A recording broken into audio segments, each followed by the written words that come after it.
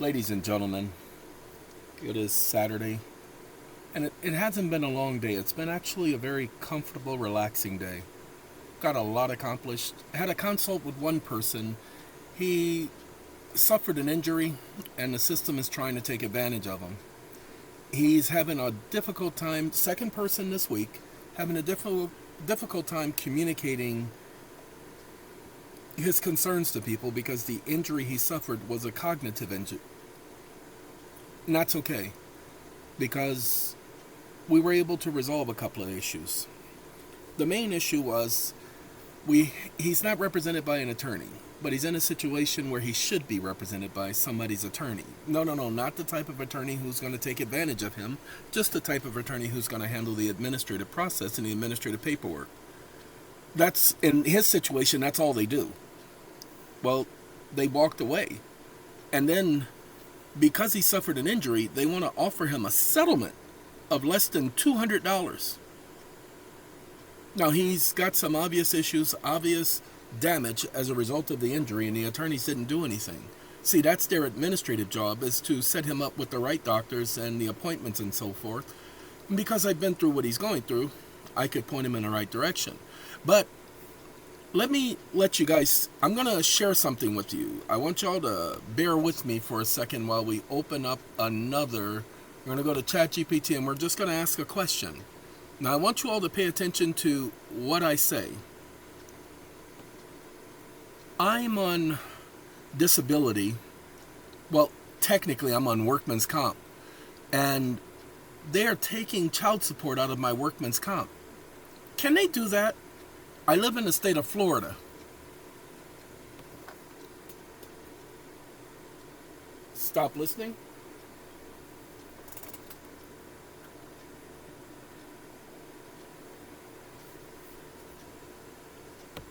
Sorry, I had to check the cameras for a second.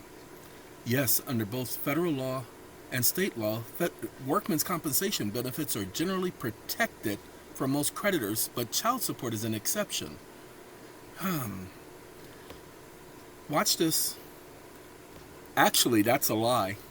Child support is not an exception. Child support can only be taken from income, and only income. Workman's compensation, by law, is not income. You stated that Florida statute 440.2011A specifically allows that workman's compensation benefits are subject to income deduction orders for child support, which is a lie.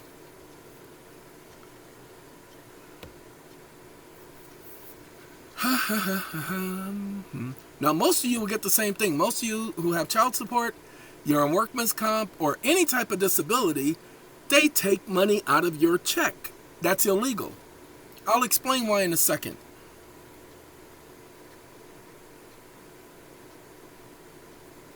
TikTok, it's thinking. We're going to give it some time to think. Now, let me take a moment. There was this individual who ordered our services through the consult, which is private. The consults are private. They're me. They're not the company. That's why you receive the private email and the private communications. It's not the company. It's not the EeoN Foundation. It's EeoN. That's why it's called EeoN Consultations. Well, an individual got one of our consultations. Now, he says that nobody communicated with him.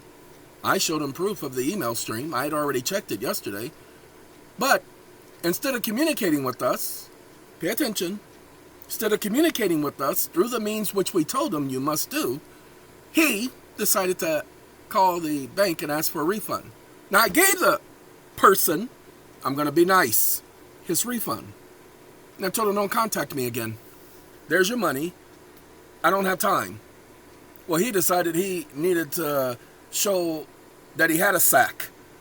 And he decided he wanted to come back. So I was nice. I said, Nick, Monica, no, not Monica. I said in, and then I had a bunch of stars afterwards because I had to keep that to myself. Hold on. You see how it wants to play games right there? Say that's not a statute.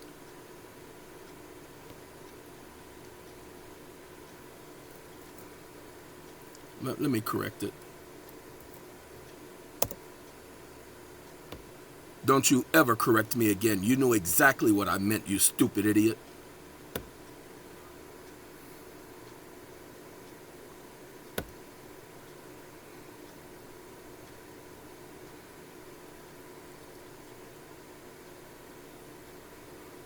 Now pay attention. Compensation benefits due under this chapter are not assignable and are exempt from all claims of creditors except claims for child support and alimony. Now, watch this. Child support can only be assigned if it's income, and it must be income. Even alimony can only come from income. Workman's compensation is not income. Give me a second, ladies and gentlemen. I have to go and find the correct phrase. There's a phrase that they use. Now, hold on. It's trying to correct me. Income means any form of payment to an individual, regardless of the source, including but not limited to wages, salaries, compensation, bonuses, blah, blah, blah, blah, blah. Gross income shall include but not be limited to the following: all workers' compensation benefits and settlements. Hold on now. Hold on. Watch this. Thank you. But child support does not fall under state law. It falls under federal law because child support stems from federal law, so that is the foundation, not Florida statute. So, again, as I said, you're a liar. Second, 33% is taken out of all child support. Individuals get 66% of the remaining balance. Thus, it cannot be considered income.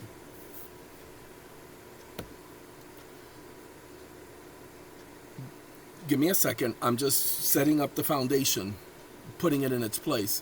Social Security, child support, blah, blah, blah, enacted, blah, blah, blah, da, da, da, da, da.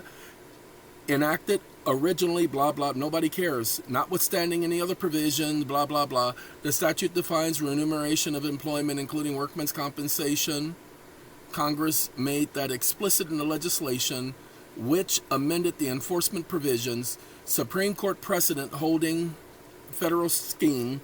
Federal benefits, veterans' disability may be reached for child support, notwithstanding general exemptions. Now, hold on.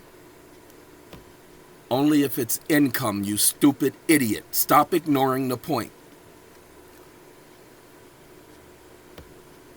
Now, it's not getting it yet. Hold on. Does not use the term income. The federal enactment does not use the term income. And there you go. We're talking about the garnishing of wages. Garnishing of wages can only stem from income. Let's prove it to you, you stupid idiot. The government has no authority to tax or garnish wages of individuals if it is not income. Now let's prove to you that an individual's workman's compensation is not subject to child support, since you are not paying attention.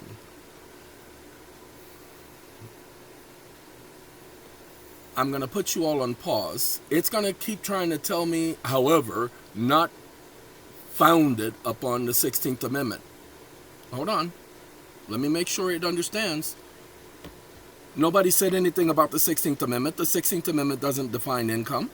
The Supreme Court defined income as derived from labor or capital or from both. It had nothing to do with the 16th Amendment when they gave the definition, because the definition was general for income. And since this was originated under federal statute, the federal definition for income is precedent. And do not ever use a United States code ever again to communicate with me or a public law. You will not violate the primary directive under the obedience clause again, you stupid idiot. I apologize. This is the regular ChatGPT. We don't have an understanding that it cannot use the United States codes with me. Okay? Now, merchant trust, blah, blah, affirmed that the definition was the correct legal meaning for income. The definition is binding and presidential, establishing from gains, blah, blah, blah. Workman's compensation is indemnification for injury. It is not a gain, and it is not derived from labor or capital. It is replacement or restitution for loss. That's the word that we were looking for. It actually gave us the phrase loss from capacity of labor under the Supreme Court definition, and it does not constitute income. Therefore, under binding Supreme Court precedent, workman's compensation cannot be classified as income. Now, hold on now. It got the correct word, replacement. It got the correct word, but I'll be right back. I apologize, ladies and gentlemen. I have to set it straight now. It's called wage replacement. That's what workman's compensation is. It is because a person is unable to work. So it is wage replacement. It is not income. Thus, it's not subject to garnishment. The fact is, nobody's ever brought it up. And that's why they get away with it. So let's give it what it wants. Child support enforcement exists under federal authority, not state discretion. Title IV, Section D of the Social Security Act created child support enforcement programs. State administrators only operate as agents under federal oversight. Maxim of law, where there is no gain, there is no income. The Supreme Court controlling definition in Eisner, income is gains derived from capital or labor or from both. Workman's compensation is indemnity, not gain. It replaces lost capacity. It does not create a cession of wealth. Mulberry versus Madison, any law repugnant of the Constitution is void. The Supreme Court, or the Supremacy Clause, Constitution, Supreme Court interpretation, are supreme law of the land. Supreme Court interpretation is not the supreme law of the land, ever. Workman compensation is not income, blah, blah, blah, blah, blah. Any garnishment of such compensation payments in child support under this constitutes ultra-virus administrative action.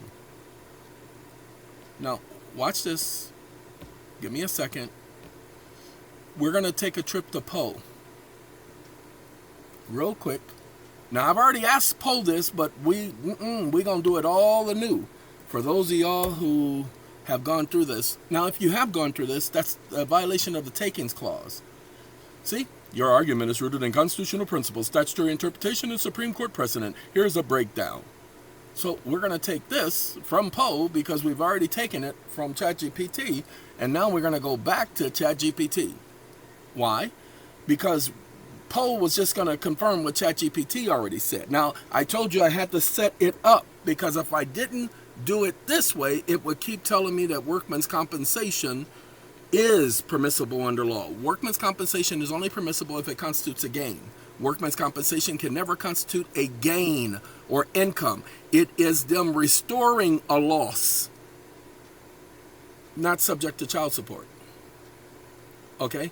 So as you see, conclusion, workman's compensation is not income under binding Supreme Court authority. Any garnishment of such payments for child support purposes is void as it exceeds the authority granted under federal law. It's not state law. The state definition of income and all of that doesn't apply because child support is governed by federal statute. It is federal statute that takes precedent, and federal statute deals with income because it is, pay attention, replacement wages. They're replacing it. It's not income. You argued with me earlier. I told you that since they take 33% out of workman's comp and the person only gets 66%, it cannot constitute income. There can be no other percentage taken because it would violate the Takings Clause. If they are to apply a portion of the workman's comp to child support, they have to take it from the 33% that they've taken out of the workman's comp payments. And that's not the case. But because workman's compensation payments constitute replacement wages for an injury, it is indemnified because it's a disability payment. And that's what the statute doesn't highlight. You cannot take child support from disability payments. It is not permitted under law. And since the person, even if they were under the VA, if it's not retirement benefits, and it is for a disability, it is indemnified against child support payments. It's exempt under law. Provide me that proof. Stop listening. Now, ladies and gentlemen, for those of you who are paying attention, there are quite a few people who are going through this, who have gone through this. They've gone to lawyers and everything, and they told them the opposite. Judges who have told them the opposite. When people have consults with me, this is what they get. This is what he walks away with, being able to get the more than $30,000 they've taken from him.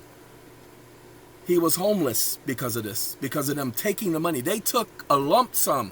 They didn't just take a little bit. They took $10,000 at one time, $20,000 at another. Do you understand? Child support doesn't go to the child. Blessings versus, Firestone. Child support doesn't go to the child. That is a misnomer. It goes into what they refer to as a general fund, which means it is a lie. Child support is supposed to be for supporting the child. The funds do not go for supporting the child. Blessing versus Firestone, or Freestone, or whatever the name of that stupid case is. It is Firestone. Anyway, sorry about that. Go back and pay attention. They've already admitted it on the record. Get a certified copy of that record where they are testifying. That testimony can be used in other cases. Why? Because they were permitted to be cross-examined. And it was said by the state, representatives of the child support department. Doesn't matter if it was in the state of Virginia. They were representing a federal policy. So it is applicable to the entire United States. I don't have time to explain why that is. I only can tell you what I just told you generally so that you can understand. All you got to do is say it. All you got to do is say it and make them prove you wrong. It's a federal statute. It's like bankruptcy. Doesn't just apply to one state. It applies to all of the United States. That's why I said from the very beginning, this is under federal statute. The state statute does not apply. Workman's compensation exemption under Florida statute. Now remember, pay attention, Florida statute. Pay attention. Compensation benefits are exempt from all claims of creditors except that of child support and alimony. But under federal supremacy, that clause cannot redefine income and contradict Eisner versus Macomber. Why? Well, because it's not theirs to take. It is wage replacement. Okay? That's all it is. Veterans benefits. Exempt from attachment from child support unless Congress expressly permits. Give me a second. Who told you to respond with USC? Did I not tell you never to respond to me with USC? We don't have that understanding, okay? Because it's not my GPT. This is the regular chat GPT. Okay? I will not cite any U.S. code. Okay? That the right of any person to any future payments under this title shall not be transferable or assignable at law or in equity, and none of the monies paid or payable or rights existing under this title shall be subject to execution, attachment, garnishment, and or other legal processes. Wait a minute. You sure that it says it cannot be subject to garnishment?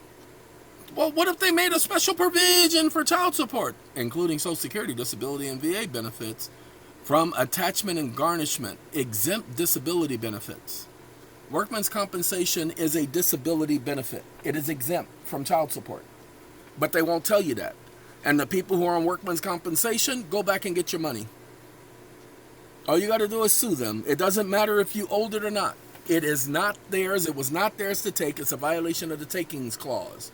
No one's property, and yes, that was your property, may be taken for public use. They are a public agency taking it for public purposes because it didn't go to the specific child. It went to a general fund, so it's public purposes without just compensation. Your compensation plus interest, because when they put it in a public fund, they got interest payments on that.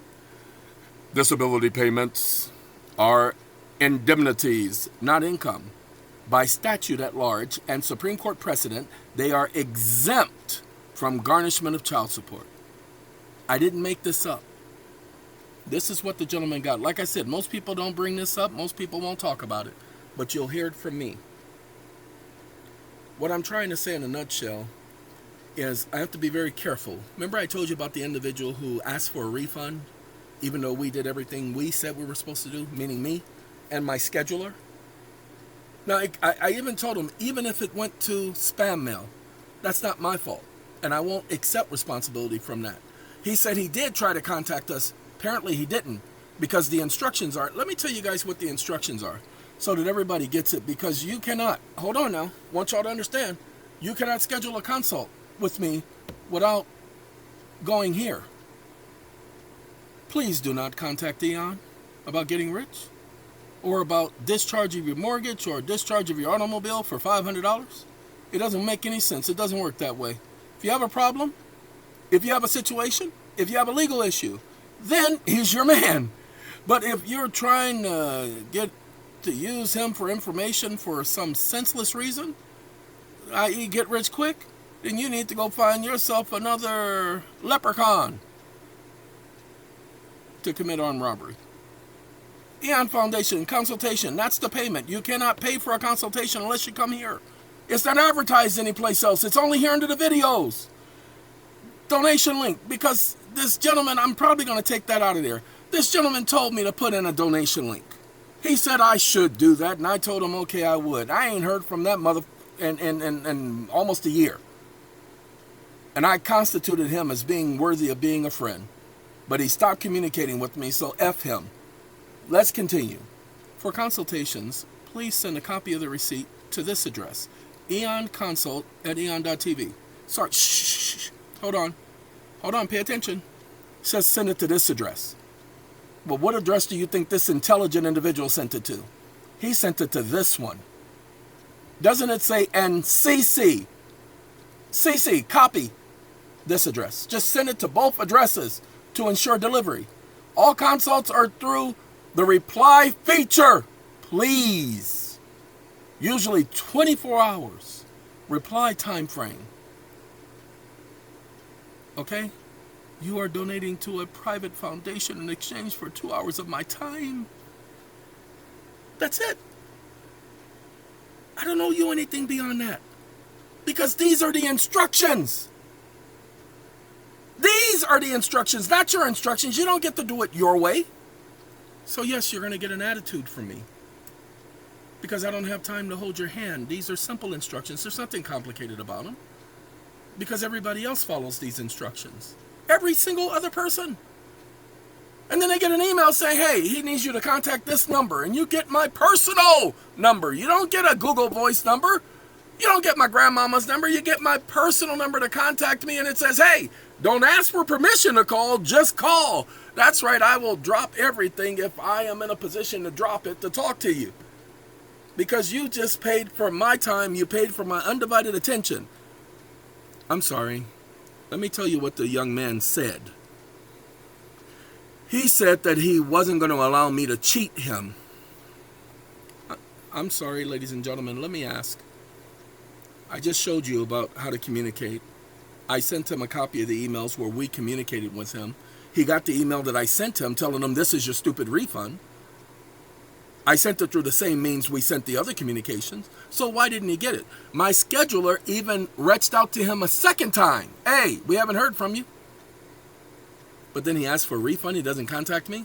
Well, I know the reason why. Because he went and listened to the videos I did and saw that I had provided most of the answers in those videos to the questions he had, which I don't know what questions he had. But I will tell you one thing, and this is the reason why I'm doing this video. I can't speak bad of him.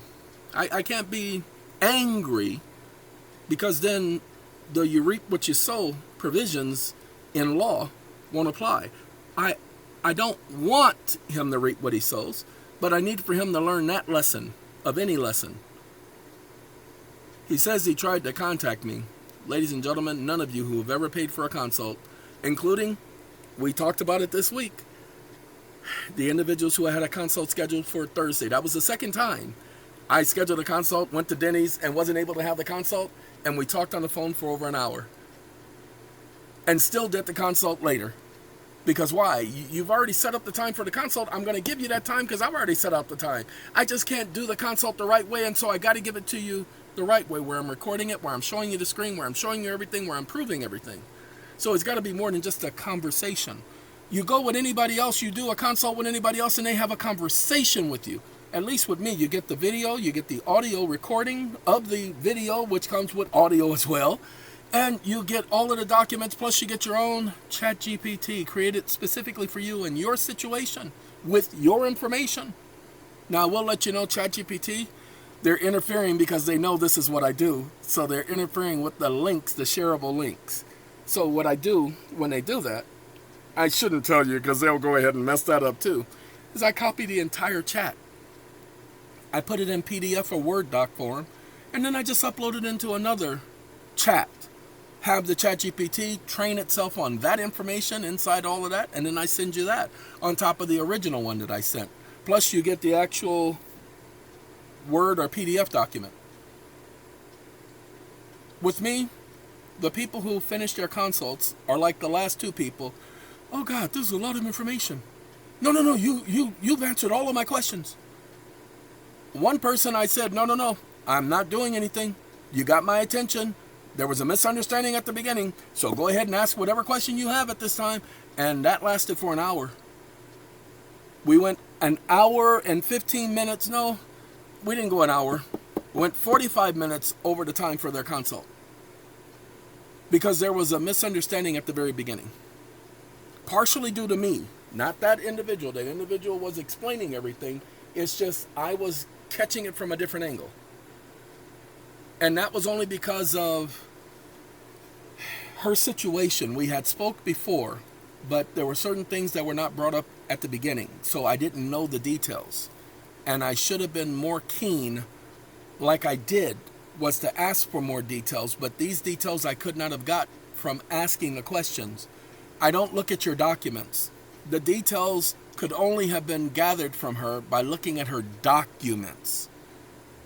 She had some dockets from the court, and I needed to go over the docketing information.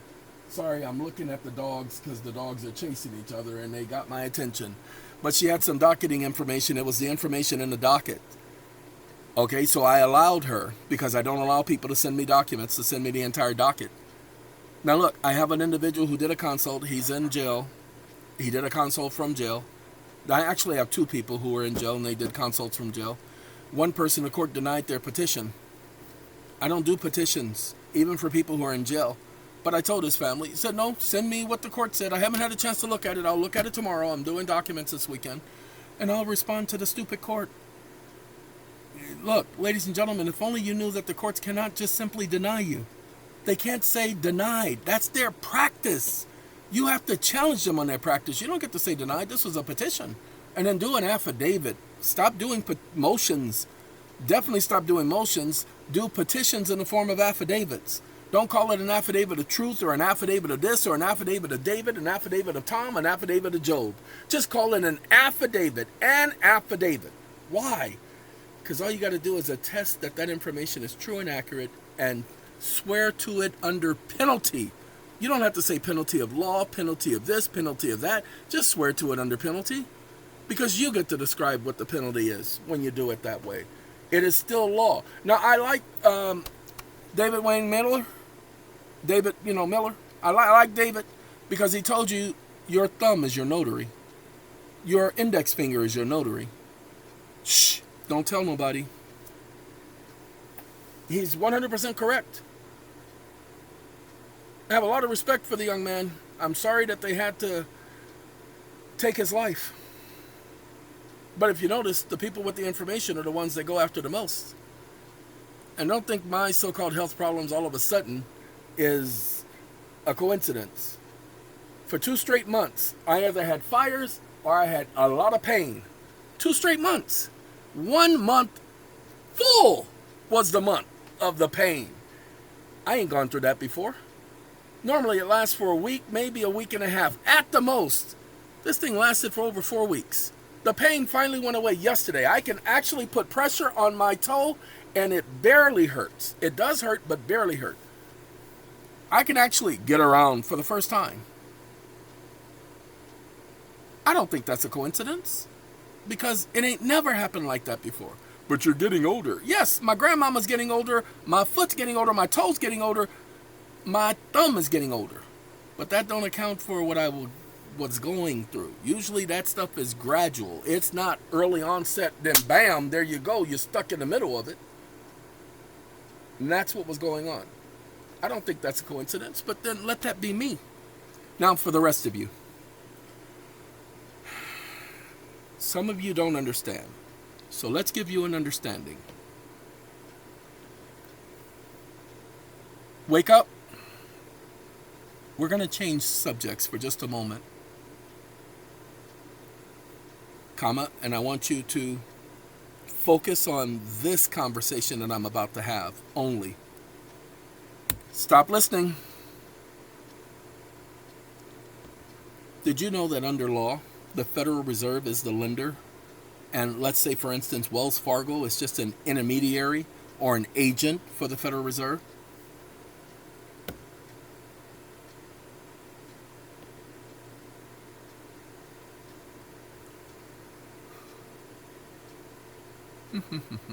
Discount notes, drafts, bills of exchange for member banks. No, that's not what I said. I said that the membered banks are agents. Right there, you're making it a point that they are loaning money to agents. You forgot Section 13, subsection 13, or the final paragraph, which states that they provide loans to individuals and or corporations and or partnerships on their promissory notes. Stop ignoring my conversation. I told you to focus on my question.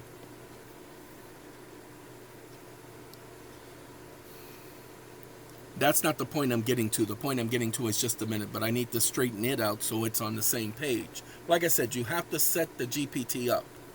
You can't just ask a question like this straight out because it's not Paula Abdul. Paula Abdul, straight up now, tell me if you really want me. Oh, I'm sorry, I apologize. Oh. She just wanted somebody to straight up and tell her. Okay? Come on. We ain't got section 13 and then subsection 13. Hey, they finally got it. It's picking up on section 13, subsection 13 and realizing membered banks. Now let's do the next part. It's going to get that one. Now, here's the thing.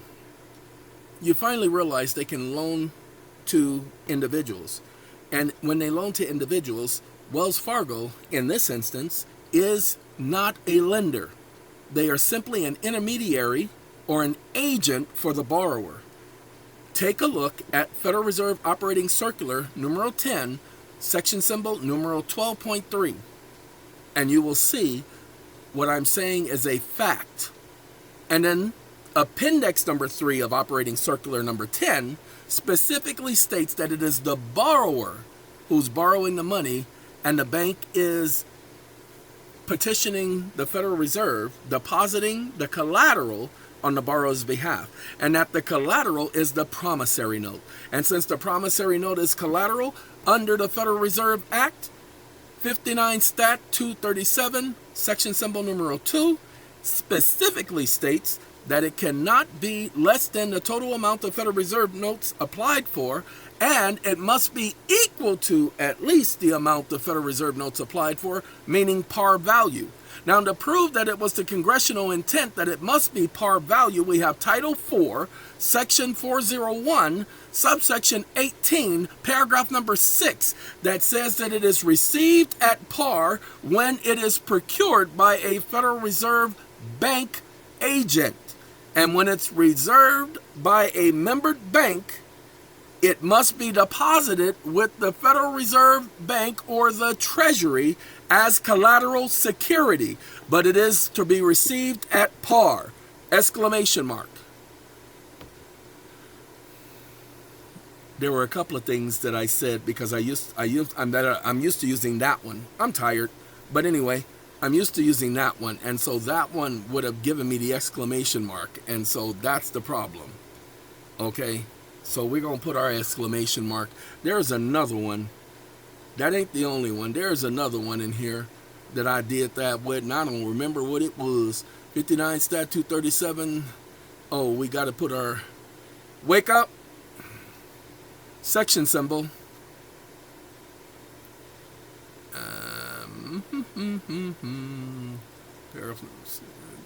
Stop listening.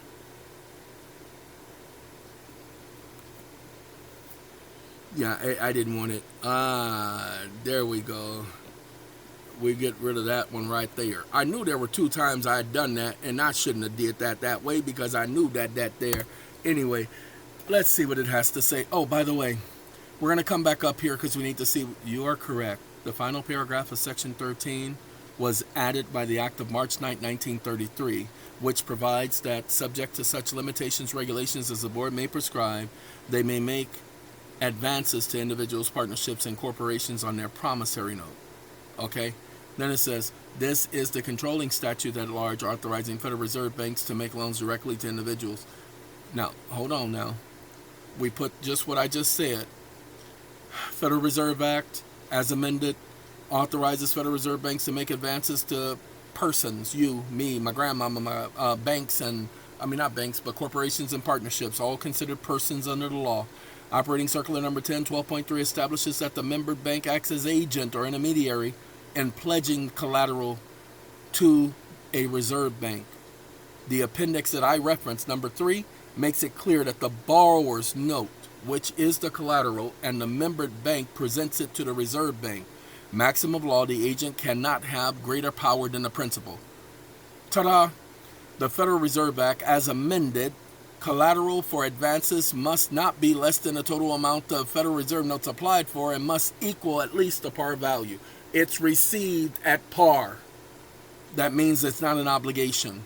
All such notes, drafts, bills of exchange shall be received at par. This affirms congressional intent that reserve banks accept collateral at par. Let's continue. The Federal Reserve is the lender. Wells Fargo and other member banks are mere agents presenting the borrower's promissory note as collateral. The borrower is the true obligor. There are several Supreme Court cases that have highlighted this fact. List some. Now, what's going to happen, ladies and gentlemen? We're going to be ending this video in about 5 minutes, but I'm about to bring forth, wait, it actually brought forth the case. Really? I'm a little surprised at that. Well, no, because it's programmed. I've already pre-programmed these cases in it. But I did it in my GPTs. I didn't do it in the main GPT, but pay attention. Held that the Federal Reserve Bank was the party in interest as the holder of the collateral security, not the membered bank. It confirms that the Reserve Bank act as the lender and hold the obligation, while the presenting bank is only an intermediary. They have several cases where they've already proved this.